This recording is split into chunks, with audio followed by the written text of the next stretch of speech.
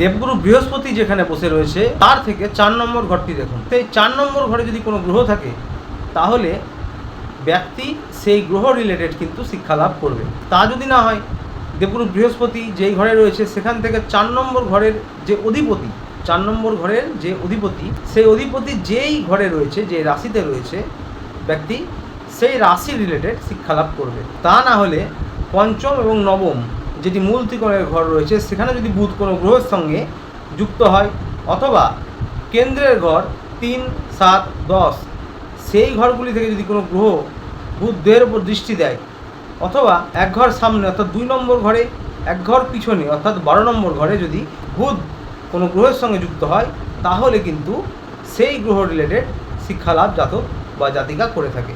এছাড়াও আপনার বুধ যে ঘরটিতে রয়েছে, যে রাশিটিতে রয়েছে জাতক জাতিকা, সেই রাশি অনুযায়ীও শিক্ষা লাভ করতে পারে।